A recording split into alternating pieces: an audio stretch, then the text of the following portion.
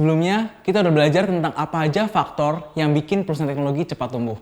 Nah sekarang, kamu juga perlu tahu kalau ternyata nggak sedikit perusahaan teknologi yang awalnya rugi.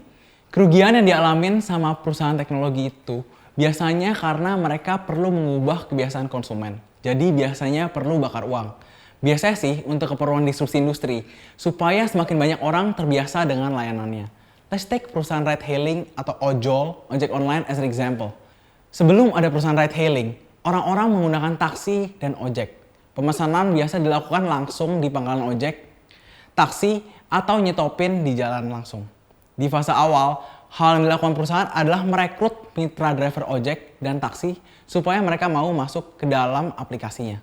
Nah, supaya para driver ini mau jadi supir transportasi online, mereka juga pasti mau tahu apa sih keunggulan perusahaan ride hailing dibanding ngepool di pinggir jalan.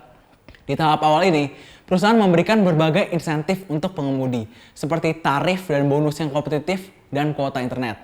Nah, di sisi konsumen, perusahaan juga perlu menawarkan keunggulan dibanding kalau menggunakan transportasi konvensional. Selain kemudahan antar jemput sesuai lokasi, perusahaan transportasi online juga ngasih insentif ke konsumen dengan berbagai promo maupun diskon. Dengan begitu, orang-orang akan semakin tertarik buat pakai layanannya. Terus, kalau konsumen dikasih diskon dan mitra driver dikasih bonus, perusahaan dapat untung dari mana? Nah, inilah yang dinamain sama fase bakar uang.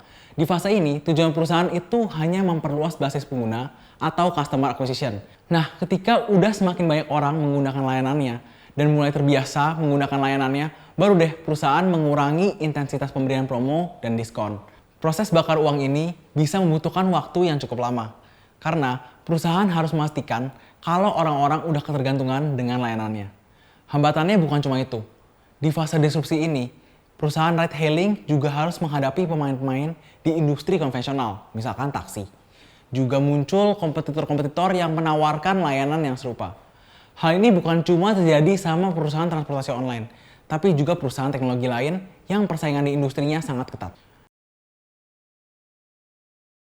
Nah, sekarang kamu udah tahu nih, kenapa perusahaan teknologi cenderung rugi di fase awal. Karena pada dasarnya, proses disrupsi bukan hal yang mudah. Dan harapannya, ketika perusahaan berhasil menjadi pemenang di sektornya, perusahaan bisa menjadi perusahaan raksasa, seperti Amazon ataupun perusahaan teknologi besar lainnya.